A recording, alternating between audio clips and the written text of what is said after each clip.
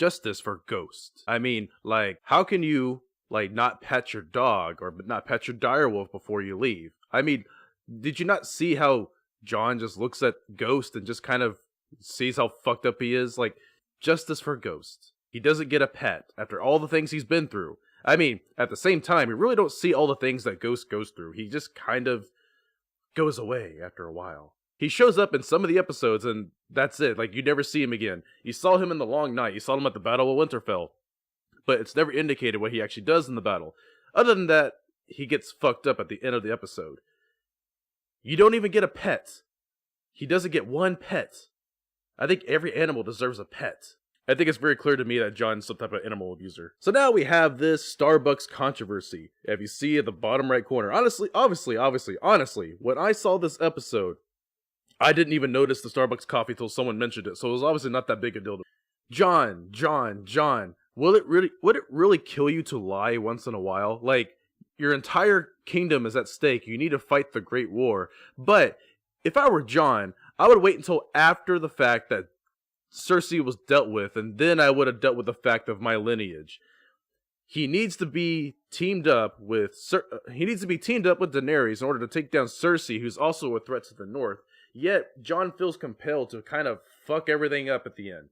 He doesn't even try to reconcile. He doesn't even try to come to terms. I kind of agree with Daenerys on this. Yes, just wait, John. Like, she doesn't want him to tell anyone about his lineage, but if I were John, I would just wait. Wait until after the fact. The fact that John tells everyone and starts a rumor that he is now the rightful king to the Seven Kingdoms is just going to cause more stress on the entire ordeal. Even on the Battle of Winterfell, when the Night King invaded Winterfell, John could have waited till after the battle to tell Daenerys. I don't know, that's just me. Like, I actually don't have a problem with John and Daenerys as a relationship standpoint. Like, I know they're nephew and aunt, but this is Game of Thrones, this is the medieval ages, and they're both Targaryens.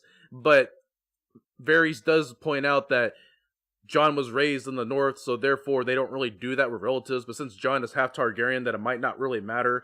But at the same time, like I said, I really don't have a problem with their relationship. Simply because John didn't know throughout this whole life until now. And, I don't know, that's just me. I just don't have a problem with their relationship. It's a different time period, it's in the Middle Ages, whatever.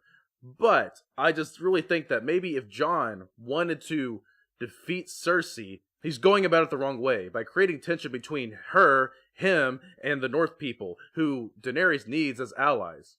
Doesn't it dawn on John that maybe when they go into battle, that maybe Daenerys or maybe him might not survive the whole ordeal, so making the fact that his lineage might not actually matter? And there is Sir Bronn of the Blackwater. I really hate this storyline right now. After everything that Bronn went through, you're gonna tell me that he's not gonna give a shit. He's not gonna give a flying fuck. He's gonna do what Cersei tells him with this payment. On top of that, since Bronn is not gonna fight along with them to take down Cersei, do the Lannisters really need to fulfill their promise since he did attempt to kill him? Like, I don't see how Bronn thinks this is going to end very well. He did just threaten their life, and they're the ones that got him knighted. Yes, he admitted he's the one that got himself knighted, but they're the reason why he got knighted in the first place by going along with them. Yes, they owe him 2 castles. They could have given him the twins. And I really don't think it's a big deal that he gets Highgarden. They should have gave him that a long time ago. But, I think with Bronn threatening the Lannister brothers like that, it's not going to end well for him, especially after everything they went through. Bronn knows and sees through Cersei's bullshit. He's not a dumb character. He also knows that Daenerys is obviously going to win this war. But now it's going to come at a great cost because Cersei has had time to prepare for all this shit. She has the Golden Company, she has Euron and his gigantic fleet, and now she has all these weapons prepared to take down her dragons. So at this point, Daenerys' army is weakened, and Cersei is now at an upper hand. What they really should have done is let the Night King go through Winterfell and go through King's Landing and then kill the Night King, but then again, he might be too powerful to actually kill in the first place, so, you know, that's just me. So I guess it's a good thing that he did die. We are only 2 episodes left. 2 episodes left, and I don't see how this is going to be interesting at all, because Cersei is now the final boss. And after the next episode, they're obviously going to deal with Cersei, and the whole battle's going to take place of the Battle of the Bitches. That's what it's going to be. This is the Battle of the Bastards, and it's going to be the Battle of the Bitches.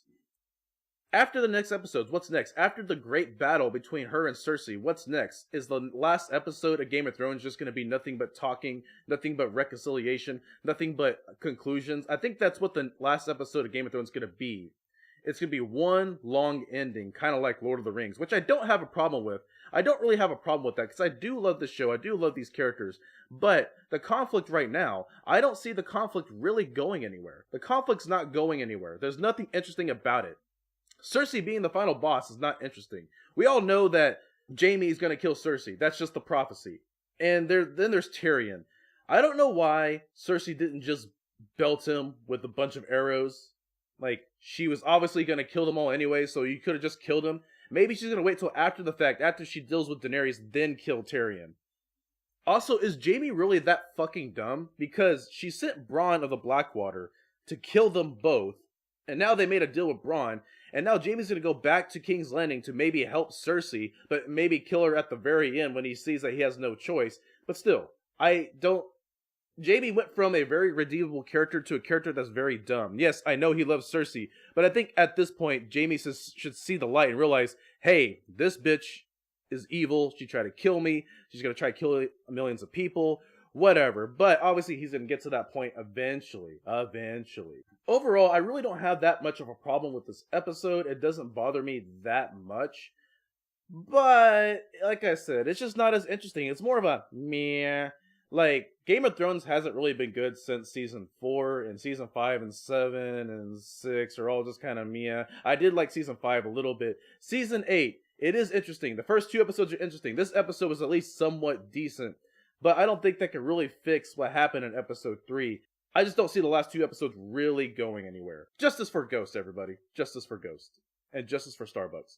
On top of that, what actually bothered me in this episode, like one thing that's actually minor, is that people keep saying that no one of significance really died by the hand of the Night King and his army, but Jorah Mormont and Theon were actually some of my favorite characters in the show. I actually really did like their characters, so it's like, no one really gives a shit. I gave a shit. I cared about Theon. And yes, I understand, they toasted for Arya, who killed the Night King, but no one toasted for the fact that Theon actually fought the Night King in single combat. Yes, he died, but at least that's somewhat honorable, but no one mentions that. No one at all mentions that.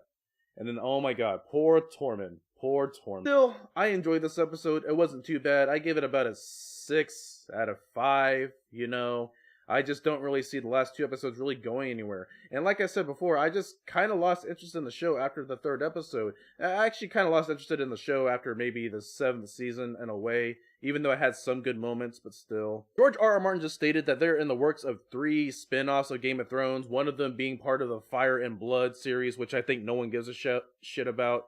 The other part is about the Long Night, and I don't know, I guess they're not going to call it Game of Thrones, they're going to call it Fire and Blood, just to not do like a walking thing, like Fear the Walking Dead, or The Walking Dead. Which one you want to watch? Fear the Walking Dead, or The Walking Dead? Do you want to watch Game of Thrones The Long Night, or do you want to watch Game of Thrones Fire and Blood? I think they're just going to call it Fire and Blood, and The Long Night, just to not confuse people.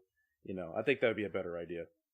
That's just me. But what the third show is going to be about is beyond me. I've only heard about The Long Night, and I've only heard about Fire and Blood. So the third show is a mystery to me. So if you know anything about that, please leave a comment below and tell me. I would love to know that. Anyways, guys, I hope you enjoyed this episode. I hope you enjoyed my little review and what I think about this episode. This is just my opinion alone. I'll see you guys later. Don't forget to hit that like button and subscribe, because that helps out my little channel, because I'm a little furry fuck. I'll see you guys later. Peace out.